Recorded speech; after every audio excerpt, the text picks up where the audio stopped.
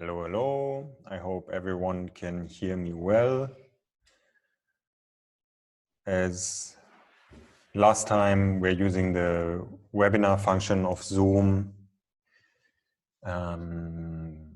It is in a sense similar, but a tiny bit different. If you want to say something, just raise your hand. You can also write in the chat. Today, the topic is, what are the elements of health? And I would like to do a bit more conversation style as last time. Last time was a bit of a monologue, which was also due to the topic. But today I feel it's definitely something that we have to discuss, because I guess everyone will have some different ideas about it. I'm in the school currently here, and there are also some other people here offline in the real world that participate in this conversation. Yeah, good. Okay, so the idea for this meeting was to discuss what are the elements of health in general, and then I would like to go into the more physical realm and be a bit more specific there. This is also something I'm currently working on as a free resource that I want to publish. That is about how to set up a practice, a physical practice with the idea of health. Good. Okay, so the first thing I would like to discuss is, so what are the elements of health? What categories can we open for health? And people from the audience are very welcome to say something. Just raise your hand, and then I can put you that you can say something. And yes, Peter, please say something. Yeah, well, I was trained, or I took the education of a physiotherapist. And in the education, there was actually a whole lot of emphasis on the biopsychosocial model for... Peter, you're very... I don't know if it's my computer, but I can barely hear you. Is Okay, the same for other people, or it's only me? Can someone else say if they can hear Peter normally, or if the problem is my computer? Sounds good for me, Jeremy. Okay, then it's... Is it better now? I turned everything up now. I don't know if it's better now. Wait, and it must be my computer. Well, I just wanted to throw out the biopsychosocial model, which has 3 elements, and it was whereas the old model was kind of a biological Western medicine model that was oriented towards diagnosing illness. Then the biopsychosocial model for health is more oriented towards 3 realms: the biological, the social, and the psychological, as constituents of health. Probably most of you know this model, but it's a great thing. And unfortunately, even though we're taught it in physio school, a lot of physiotherapy is still based mostly on the biological, the kind of biomechanical aspects. But it's a great model, and I like to think about it. Nice. Yeah. Can you? Is there some more concrete stuff about this model, like that you can introduce us to? A few more details. Well, in for example, in understanding a problem that somebody has, then the biopsychosocial model would say that it's not enough just to look at the shoulder, or the pain itself, the problem itself as it expresses itself physically is not enough to understand the full story. So, for example, a mother who works very hard taking care of her family, if her shoulder or back starts hurting, then maybe it's also important to understand what social role is she performing in, for example, taking care of the family. Is she stressed about it? And is the injury a signal from the body that she needs to ask for help or have more ease in performing her social roles? Or it can be somebody who's feeling, I don't know, now I'm talking more like about injury. I don't know where to start with this, but for example, people's mental health is of course super important. And people who have terrible injuries can be quite happy. And people who have only minor discomforts in their life can be terribly unhappy. So there's these strange connections. And I think in terms of being healthy, it's important not to focus only on the body. You also have to look somebody in the eyes and hear their story, understand what kind of life they're living. Nice. And how deep are you going into this in the physiotherapy study? Is this like a thing that is happening a bit more on the side, or is it like, because it sounds to me like if this to be really integrated, it would change completely how the study is approached, how the physiotherapy is approached, would become much more of a holistic practitioner that also needs to understand socialism. I was about to say that, but that's not the right adjective. It's social, social, like relations and psychology, more, and so on and so forth. I think I'll just share one kind of problem with the implementation. It is that the space for understanding the human being is in the anamnesis, the talking to the patient in the beginning of the session before making a more detailed investigation. And in that phase, there is space to ask the person how they're doing in life, how are they with these factors like smoking and eating and sleeping and so on, trying to give the bigger picture of life, how's their work situation and so on.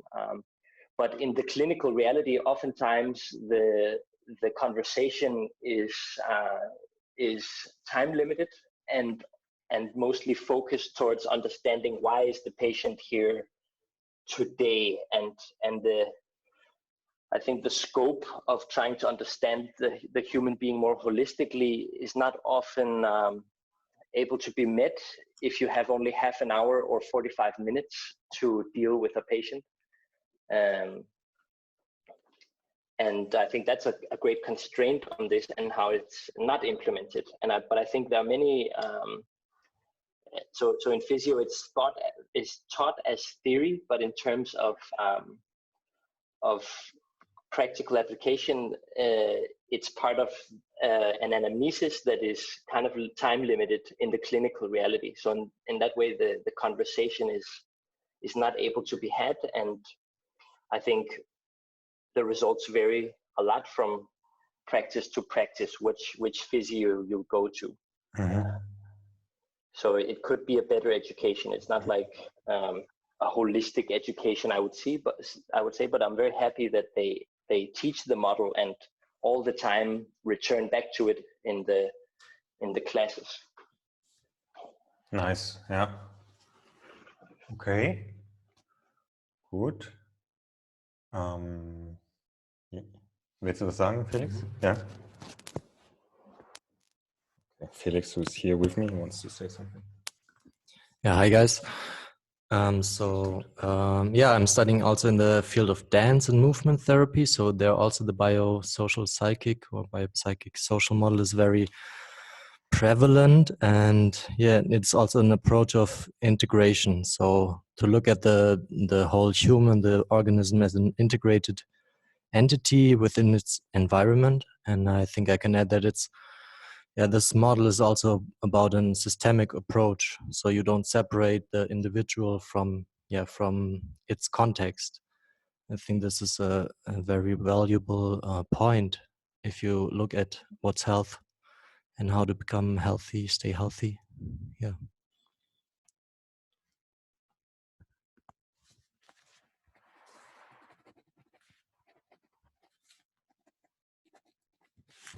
So now we already had a few elements that were in there, no? Like that is in this biopsychosocial model.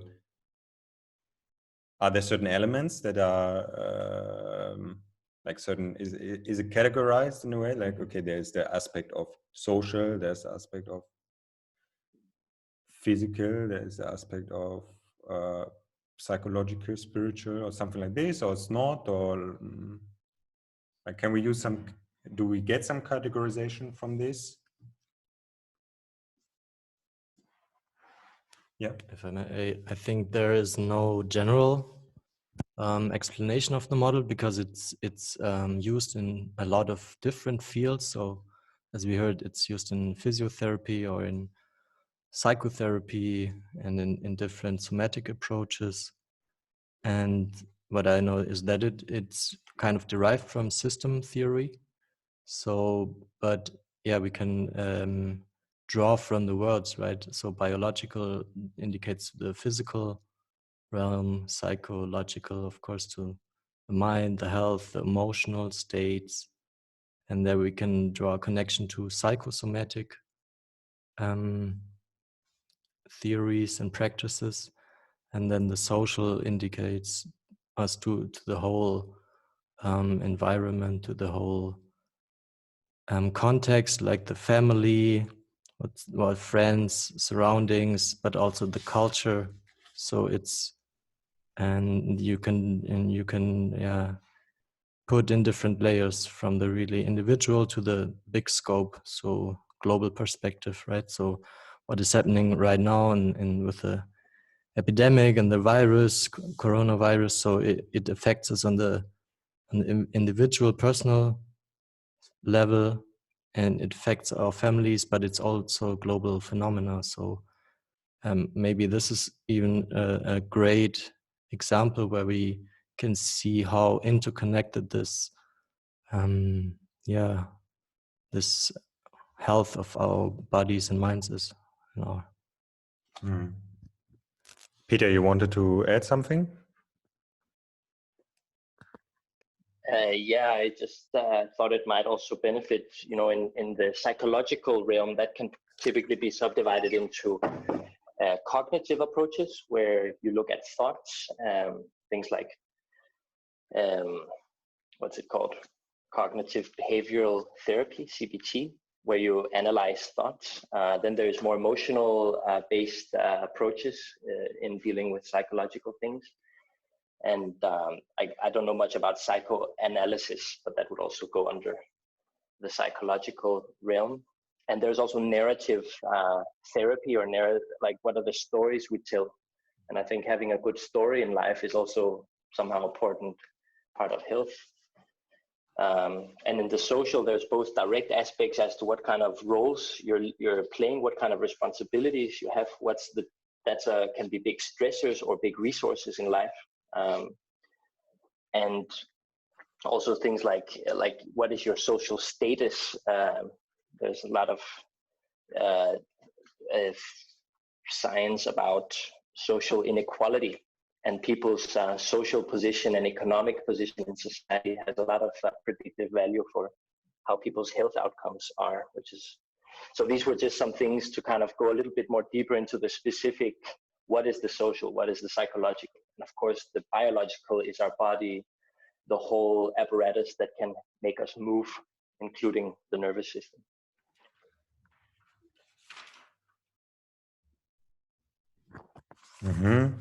Very nice. Yeah, I wrote also in my notes something I think is in connected to this. Yeah, that one part of health is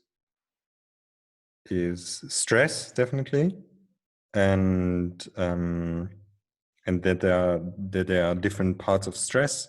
the primal stressors, but one big factor in stress is also the society and other people and our relationship to other people. So there's this there are these things about the social side that you already mentioned, like am I in a community where I feel integrated and also with a sense of meaning, that I can take responsibility and so on and so forth. And in our big society, there is a lot about interaction with different people that we are also not so close to, and many things can happen where we can potentially feel powerless, and this can create certain stressors. But other stresses can be with very close people, like arguments with people that are important for us, and so on and so forth. So yeah, this was also a big point for me that I wrote down, that the social aspect of our life, of our closer life with our family and friends, but also of the wider ranging life with the whole society can be, can put different effects on us depending on the society we live in, depending on our family relations and so on and so forth. I think it was it you? Felix, you just said, I think, about about culture, that this can be also, that is also a factor. When you just said this, I was thinking that it can be also a stress factor to be in a culture where you don't fit in so much. Yeah, it can be because you went maybe to a different part in the world, but also just because you feel, I don't know, not so connected to your culture because you're working a bit differently or something like this. And there was just a thought that came into my mind. Peter, du willst was sagen? Warte, ich muss dir Sprecherlaubnis. So, ja, jetzt müsstest du was sagen können. Ja. Yeah, okay.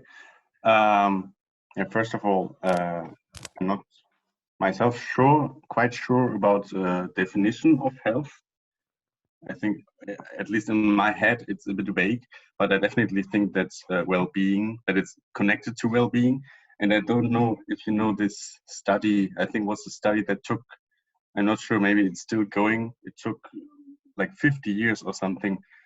And they just asked people throughout their life regularly how they were doing, and they had questionnaires and everything. And they found also that the biggest contributor to people's well-being and happiness, they found, was the relationships they had to other people. So close relationships, friendships. If those were going well, then they found that the people in general were much happier, and in general. So I think there's also connected to what you just said. That's a big part, I think. Cool. Yeah, Felix, wolltest du was sagen? And I also want to mention that again, for the cultural sphere or society, the sphere of society. So that what is seen as healthy is often synonymous with being normal. So and this is specific for the culture we live in. So there was a time when being homosexual was abnormal, and it was attributed as pathologic or as being ill, so to say. And still in the current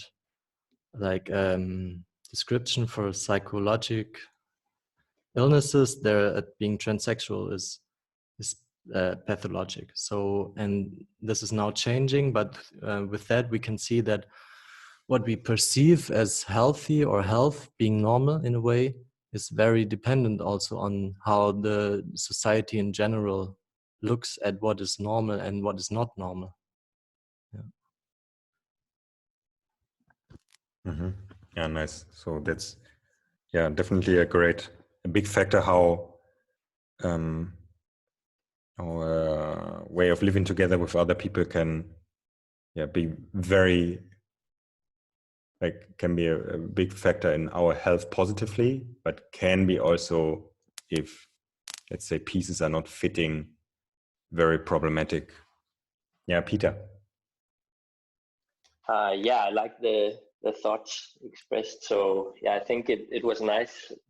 How I'm thinking about it right now, if the biopsychosocial model is a view towards an individual human being, then now the conversation just expanded towards the whole surrounding of this human being who has those elements inside of them. But the society around is very important, and I just wanted to share a quote from Krishnamurti. Many of you probably know it, but he says, it is not a sign of health to be well adjusted to a sick society, which is, crushing quote, and it's so true. So I'm definitely into this, being a bit skeptical of normativity and expectations from society, because this can have huge implications for somebody's health. Mm-hmm. Yeah, nice. Yeah, I really love Krishnamurti, by the way. Like the last 2 years, I spent a lot of time listening to his recorded lectures. So yeah, nice that he's mentioned here. Okay, so we have the social aspect. That's a big aspect. A few other things that I wrote down just to expand our discussion a bit more here is there is what we take in, I would say. So that's food, that's water, that's air, that's pollutants of various kinds. Yeah, that can be just through air, through food, through water, but it could be also on other levels, like radioactive pollution, or from electromagnetic radiation or something like this. Then stress was already mentioned. We talked about society, and then there are also what you could call the primal stressors, which is like cold and heat and wind and starvation, thirst, lack of sleep, like all this stuff that that can be, like the society, very positive for our health or less positive.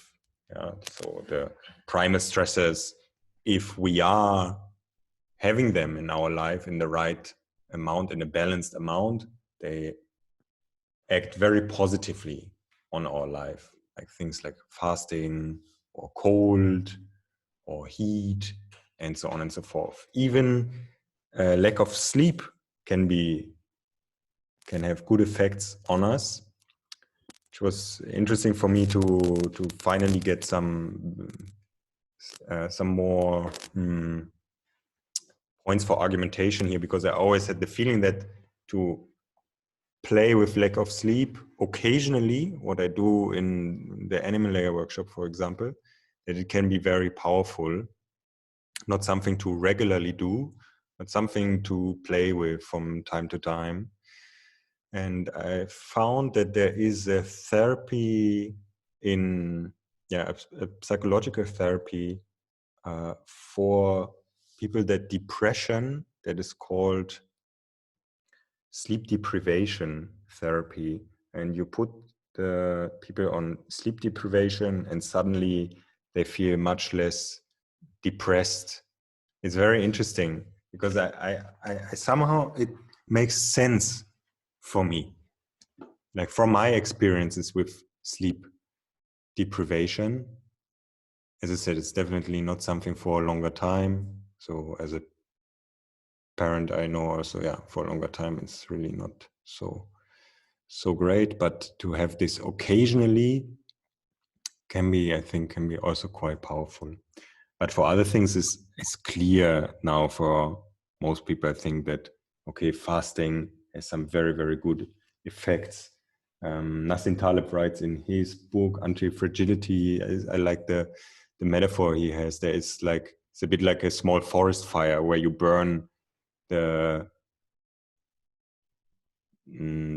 very dry excess wood that would, if it accumulates, create a much bigger and worse fire.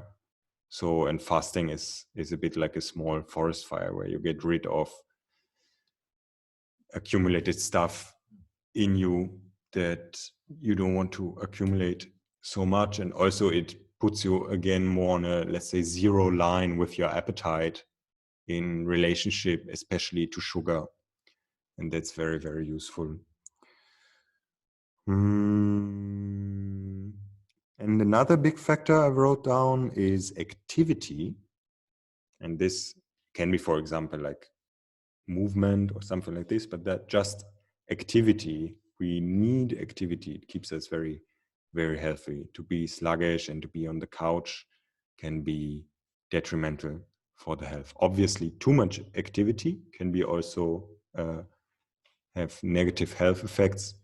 As maybe good example is that many endurance runners that do a lot of endurance, they're actually sick more often than people that do less, because the toll it takes on their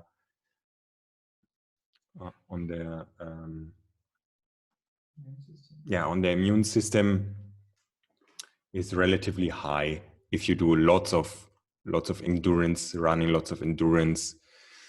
That's why there is a sweet spot there where it's very good for your health. And if you go beyond, and it's not so much about not getting sick or something like this anymore, then it's more about running in itself.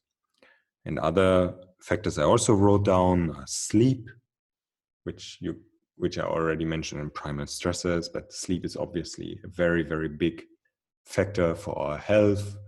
Like I said, sleeping too little for prolonged time is very problematic. And then there are also lots of factors about sleep, like how we sleep, how's the mattress and the light that comes in and blah, blah, blah, all this stuff. And very, very recent, or not recent, aktuell, wie sagt das? Yeah, recent. No, at the moment, very important is hygiene. Okay.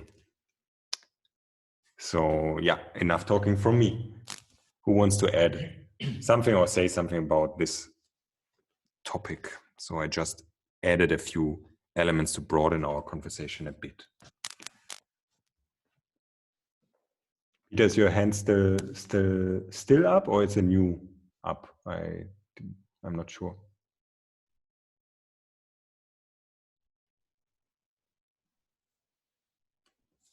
Maybe it's still up. No, Peter? But I don't know. I can put it down. No, it goes up again. So, Peter? Oh, Felix, do you want to say something first? Right. So I can add another model, which is of course always nice. It's called salutogenesis. So it's from Aaron Antonovsky. It's also kind of a paradigm shift, which happened or can happen in looking at health or medicine. So because traditional Western medicine is really focused on the pathogenesis, so you look at how does the illness develop and how does the sickness, what's the reason for sickness, and so on and so on. But this model looks at how does health develop, and his solution is, so to say, that health and how health develop is about coherence. So this is in the center of it, and coherence for him is about three factors. One is like the feeling, you can understand what is happening around you, so understandability maybe, and the feeling you know what's going on. And then the second thing is that you can handle, you feel that you can handle what's going around you, you can act. And I would relate this also to the ability of dealing with the unknown. So even though you're in a situation which is new for you, or you're not really sure what's going on, but you feel like you can act in it, so you can in some way act with the unknown. And then the third thing is the sense of meaning. So we already touched a lot of this, but I think it's a nice resource if you want to look up on it. And there's literature about it, and there's also critique of it. But I think it really has the potential to change the perspective on how do you look at illness also. Yeah. And I also want to add two other words, which are like homeostasis and allostasis. And homeostasis, yeah, it's like the idea of balance, right? So that a healthy state is a state in which we are in some way balanced. And I think this is nice because we can draw or find like strings into all different kinds of cultures. You have this in Chinese medicine, or you have this in Ayurveda, for example, and different cultures where the idea of balance, being a balance, seems to be something which a lot of humans came up with and say, this makes sense. This is a valuable or very important aspect of health. And the allostasis describes this, or let's say homeostasis is more like the balance within yourself or the organism, the body, and the allostasis is more the balance with the outer world, or in the relational aspect, so to say. So how are you as human in balance with the others around you and with the environment? Mm-hmm. And here in the article that you opened about salutogenesis, it's also they talk also about the concentration camps and how people survive this emotionally. This reminds me also, of course, about Viktor Frankl. His book is called in English Man's Search for Meaning. In German its original written in German has a complete different name. It goes by Und trotzdem Ja zum Leben sagen.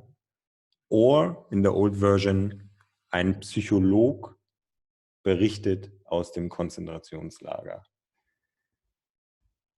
And what he claims there is that if you have a sense, no, actually, let's say it like this, he always has this one quote: if you have a why to live, then you can deal with almost any how. And I think he takes it from Nietzsche, this quote. So if you have a why, you can take almost any how. Yeah.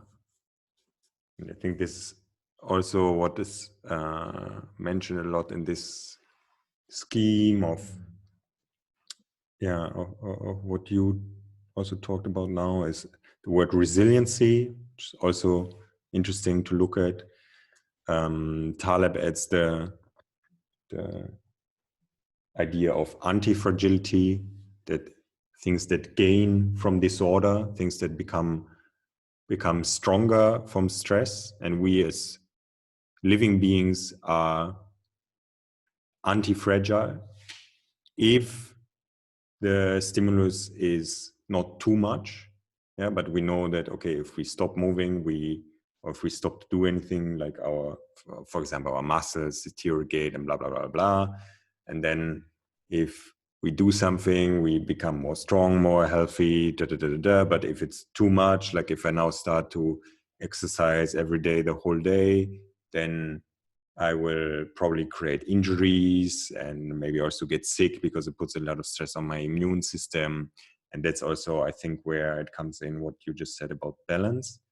And balance doesn't necessarily mean that everything is on the same like horizontal line, but if you think about the scale also, you could still say it's in balance, even if it's it's not fully off, but it's like balanced. It doesn't need to be like all equal, but to not be too much in one extreme, let's say.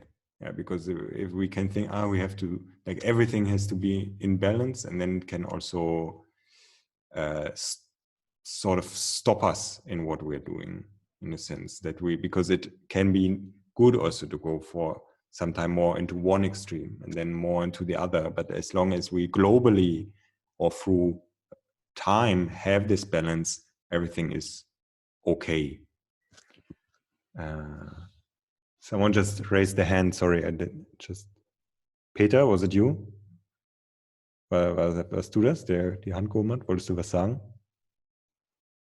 Oder nicht? Okay. Maxi, hast du was? Du hast eigentlich immer was. Jetzt du fragst mich nicht mehr. Oh.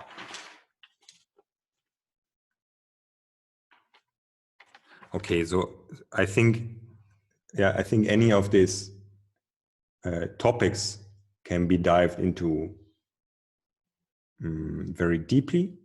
Yeah, and this, I think now, whatever we call it, if we talk about like salutogenesis or the biopsychic social model, or models that come from other cultures, from Ayurveda was mentioned. I feel that in the end, the idea is always a bit similar, like this holistic idea and this idea that we look for, we don't just do something when we are sick, but already in our daily life, we take responsibility and take care of ourselves. And there is was it in ancient Greece or ancient Rome that or somewhere else, that the doctor gets only paid when his patients are not sick. When they get sick, it's already too late. Like his job is to help people not getting sick. That's also very, very nice, no? Like to have this approach when the people that I take the responsibility of as a let's say specialist in keeping people healthy. What fuck, I lost my sentence. What do I want to say? Okay, I wanted to say that to have the job, to have the job description of someone to keep the people healthy instead of like making them healthy again once they got sick, that would be very nice. There is like sort of in our society, it exists sort of, but it's usually several people, not one person. And usually the doctor that you have when you get sick, you don't, when you are healthy, you don't go to him so much. Maybe when you are a certain age, you go to do a checkup. And of course, because our medical system, it's just functioning in this way at this moment, and there are too many people for too little doctors. But it would be interesting, not to have another system where, okay, there is the person that takes care of the people around him and looks for them if they stay healthy. Okay. I think also to mention in this regard is yoga also. And with yoga, I don't mean now the Western yoga where you just do asanas, but the full yoga, which is also, it's very, very interesting because there are so many aspects. There is very holistic also. Not everything is included there, but many things, although the idea there is not really health, but enlightenment. But still, there is also a very interesting conglomerate of things like physical exercise, meditation, taking responsibility also, and so on and so forth. Yeah. I like also what was mentioned earlier, the psychological aspect of thoughts also.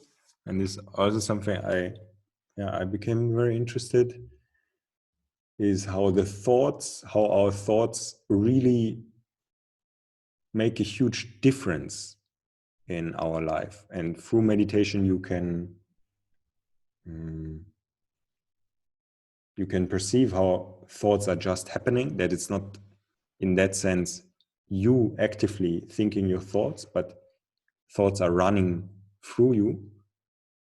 And that some people can really struggle with their thoughts and become sick from them. And it's not necessarily that these thoughts have anything to do with actual reality. And this is also where we come to the narrative. I think that the narrative that we live is very, very important. And what is also what I like also in this regard, what is interesting is the work of Tony Robbins. If you don't know him, he's a American, like he is like a motivational teacher almost, but on the surface, but beneath there's more. It's very interesting.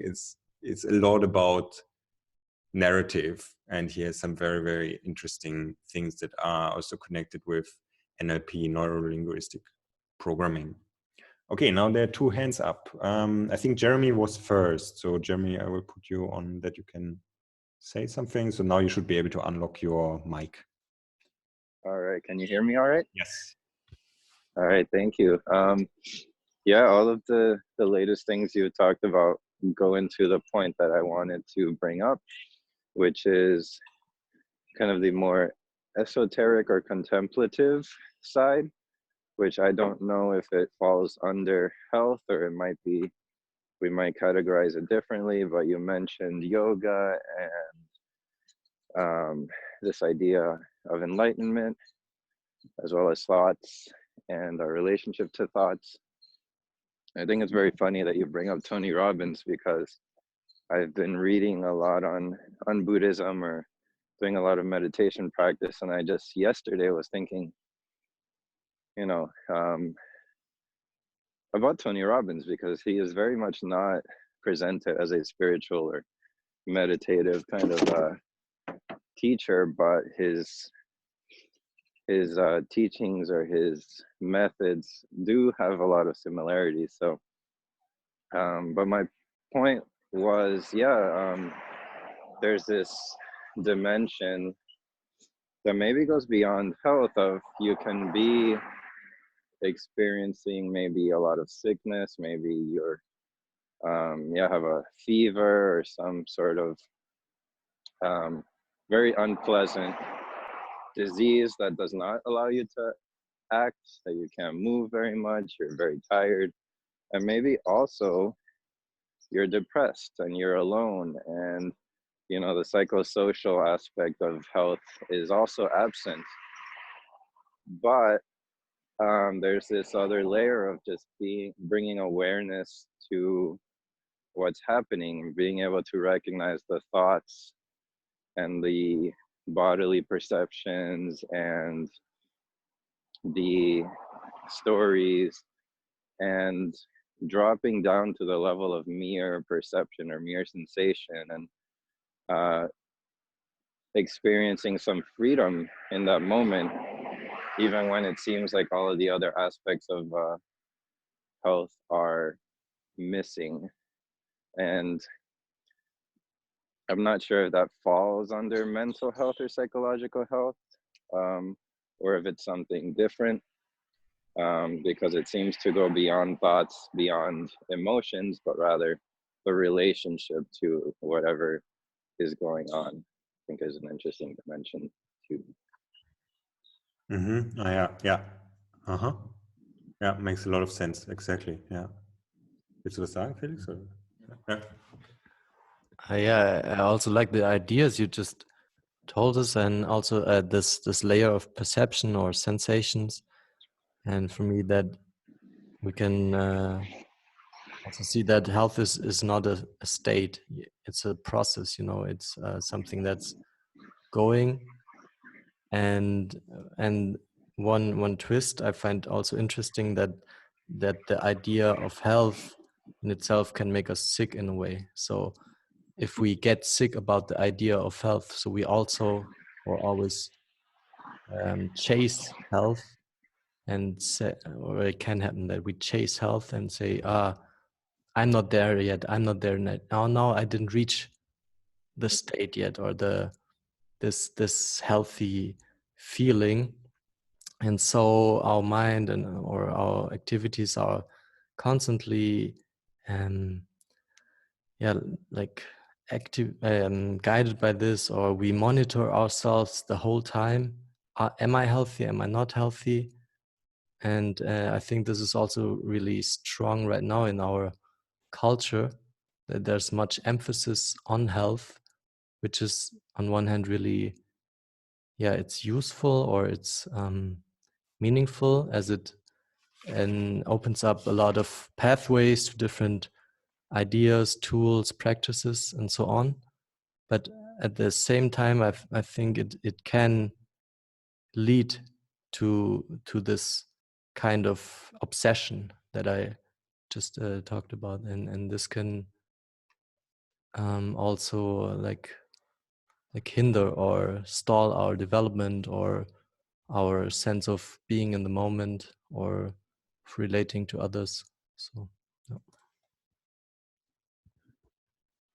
Nice. Yeah. Yeah, very good. I will say the last words for this time now, because I need to stop it in a few minutes, unfortunately, because I need to prepare the online class that I teach at 2. But yeah, I will add something next time to this, what you just said. Felix, very nice. And thank you also, Jeremy, for what you said. Let's end today with this. What came into my mind is that health is not like a manual where you go A, B, C, D, E. Yeah, but it's something that can be approached from all different directions. And because these directions are interconnected, there is no clear hierarchy. Because, for example, if let's say I start to exercise, it will change something also in my emotional well-being. It will probably also change something in my social life. For example, if I go to a gym or to a group that practices, and so on and so forth. So it will affect many, many things. And I had a few times conversation with someone, or with people that were seeing one side of how the direction goes with health. For example, that you have like a psychosomatic thing in you, that you feel a pain in a certain area of your body. Let's say your back, like your lower back, you feel the pain there, and you have the feeling it's psychosomatically, because you have a lot of stress in your life or something like this, and that's